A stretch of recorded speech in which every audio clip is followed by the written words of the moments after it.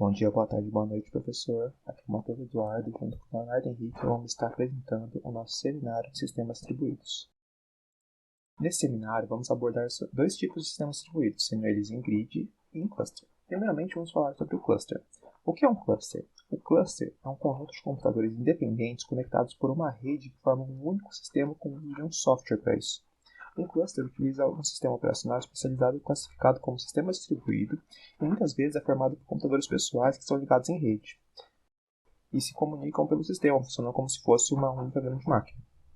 Mas, independente da quantidade de computadores de um cluster, ele deve ser transparente, isso é, ser visto pelo usuário ou pelo sistema que necessite desse processo. Em 1993, Donald Becker e Thomas Sterling iniciaram um esboço de um sistema de processamento distribuído para reduzir os custos de supercomputadores. Em 1994, criaram o primeiro cluster, intitulado Projeto Beowulf, sendo esse um projeto de 16 processadores DX4 ligados por canais Ethernet. O projeto foi um sucesso e rapidamente a ideia se espalhou. Mas então, qual a sua função? Os clusters têm sido utilizados para resolver problemas de larga escala em diversas áreas científicas e comerciais, combinando o funcionamento de vários computadores dentro de um mesmo sistema, a fim de potencializar o seu desempenho, ou seja, usando hardware simples, evita a necessidade de utilizar servidores complexos para realizar a mesma tarefa, reduzindo assim os investimentos. Então, existem diferentes tipos de clusters, e cada tipo de cluster vão ser diferentes. Então, a gente tem o cluster de alto desempenho, que funciona permitindo com que haja uma grande carga de processamento com alto volume de gigaflops em computadores comuns e utilizando um sistema operacional. Cluster de alta disponibilidade, que são clusters onde os sistemas conseguem permanecer ativos por longos períodos de tempo, geralmente usando para detectar erros e se proteger de possíveis falhas. E o cluster para balanceamento de carga. Esse tipo controla a distribuição equilibrada do processamento, porém requer um monitoramento constante na sua comunicação.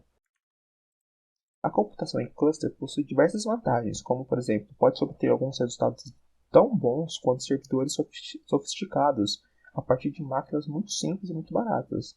Não é necessário depender de um único fornecedor ou prestador de serviço para a reposição de computadores. É possível aumentar a capacidade de um cluster, aumentando a quantidade de nós, ou seja, de computadores que fazem parte desse cluster, ou remover máquinas para reparo sem interromper a execução de uma aplicação. Pode ser implementado tanto quanto para aplicações mais sofisticadas quanto para sistemas domésticos. Porém, também possui algumas desvantagens, como, por exemplo, a tecnologia de comunicação utilizada não pode oferecer a velocidade de transferência de dados ou de um tempo de resposta necessária. O cluster, com uma base, uma rede local, faz com que ele não possa acrescentar máquinas que sejam muito distantes geograficamente, por questão de latência, etc. A facilidade de expansão do cluster pode ser uma faca de dois gumes, já que a quantidade de máquinas pode dificultar a manutenção. O cluster de Beowulf, que comentamos na parte da história, são clusters de desempenho escaláveis, baseados em uma estrutura de hardware muito comum, ou seja, qualquer tipo de computador, sendo da rede privada e softwares open source.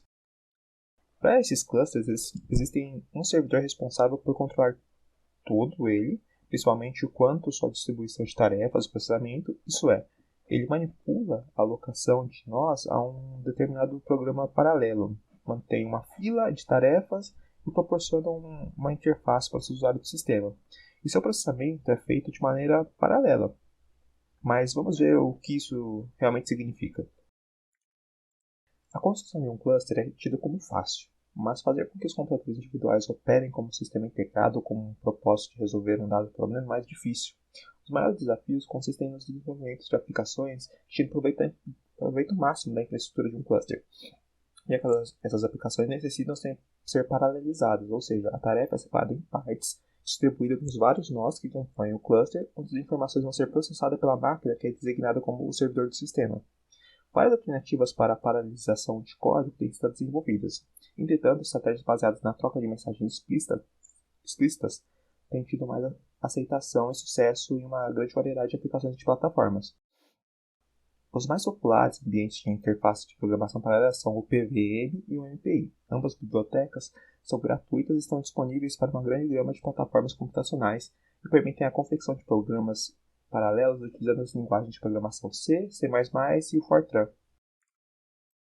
O MPI fornece uma biblioteca para a troca de mensagens portável, eficiente e flexível. Seu objetivo é fornecer uma visão geral de como é construída uma aplicação paralela com essa ferramenta. Vamos observar no código. Nesse exemplo, cópias do mesmo programa executam diferentes nós. Cada processo faz a sua inicialização com MPI init, determina o número de processos com MPI com size e obtém a sua identificação com MPI com rank. Um dos processos que tem o rank igual a 0 envia a mensagem de Hello World, utilizando o MPI send, e os outros demais processos vão receber a mensagem enviada e todos os processos imprimem a sua identificação e saem do MPI com MPI finalize. Bom, então agora a gente vai abordar o segundo tópico do nosso seminário, que é a computação em grid.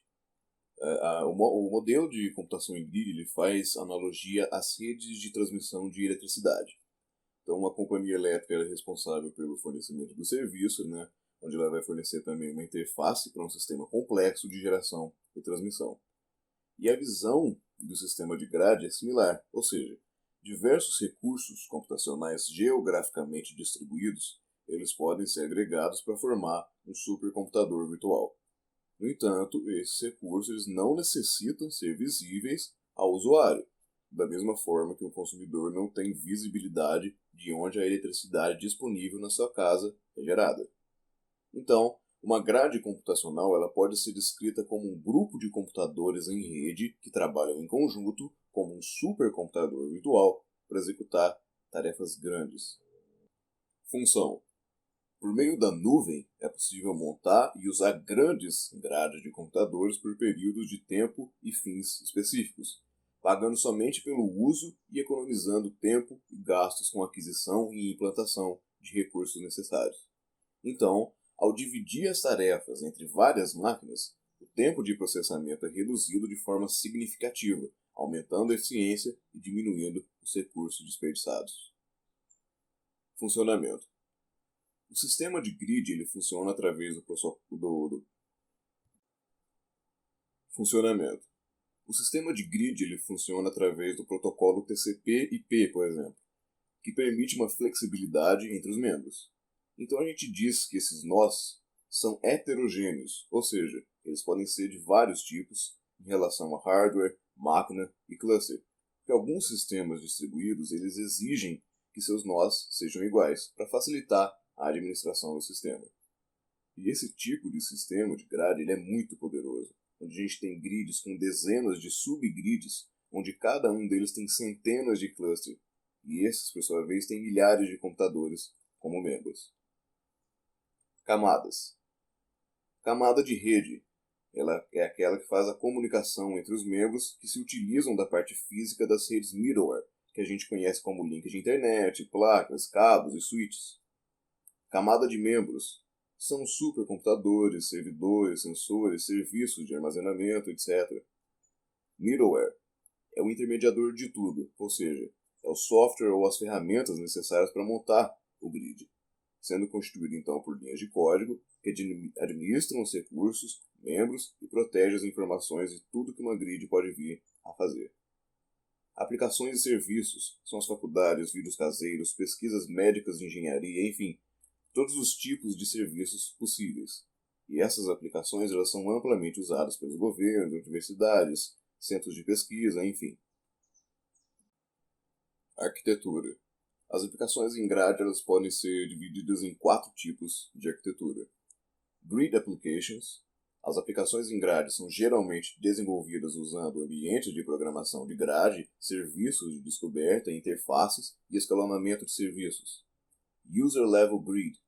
Camada composta por middlewares, que utilizam interfaces que fornecem abstrações e serviços de alto nível. Core Grid.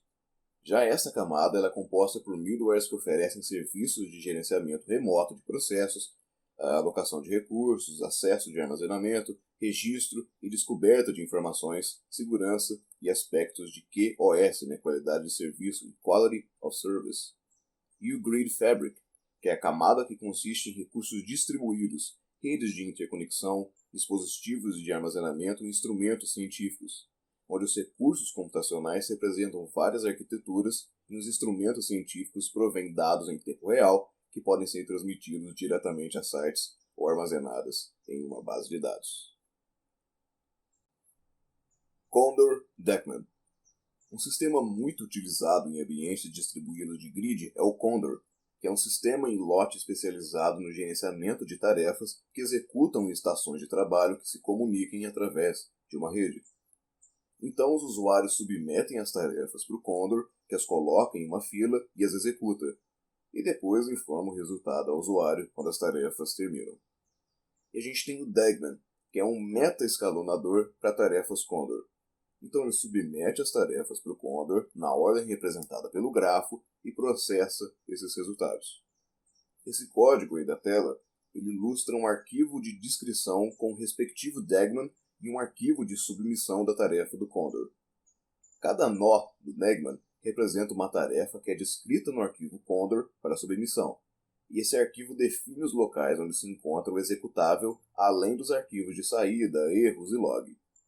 E ele também permite que o número de rotinas de pré- e pós-processamento sejam definidos por meio de parâmetros de execução. E uma vez submetido, esse workflow pode ser monitorado através de comandos que listam o estado das tarefas. Bom, então quais são as diferenças entre a computação em grid e a computação em cluster? Nós temos 5 diferenças principais, sendo elas: no cluster, as soluções e problemas de organização são locais. Já no grid, disponibiliza-se recursos e serviços de uma forma geograficamente distribuída. No cluster, o gerenciamento é feito por uma autoridade central, enquanto na computação em grade, cada organização virtual gerencia seus recursos mantendo a visão única do sistema. Outra diferença é que o cluster ele é voltado à performance e disponibilidade, já a grid ela prioriza também a prestação de serviços. No cluster, o custo é todo para uma única organização, e no grid, esse custo é dissolvido entre as organizações. E devido à natureza das aplicações em cluster, não é permitido latência na comunicação, enquanto a computação em grid permite latência devido às aplicações paralelas possuírem pouca ou nenhuma comunicação entre as tarefas. E por fim, qual é a nossa conclusão sobre isso? O processamento de dados encontrado nas aplicações científicas e comerciais demandam cada vez mais recursos computacionais para serem atendidas em tempo hábil. Os ambientes para o processamento distribuído e paralelo já são uma nova realidade e vêm sendo utilizados para prover um melhor desempenho. Os clusters eles possuem baixo custo e grande crescimento incremental, sendo uma alternativa viável para aumentar a capacidade de processamento. No entanto, não adianta ter um hardware paralelo com um software que não tira proveito dessa arquitetura. Já o grid ele pode ser visto como um cluster de clusters, mas seu maior defeito atualmente é que sua utilização e administração não é trivial e requer uma mão de obra especializada. No entanto, se a gente superar esse obstáculo, a construção desses ambientes vai extrapolar os ambientes de computação científica atuais e vão se tornar uma realidade no processamento e acesso aos dados dentro e entre as corporações.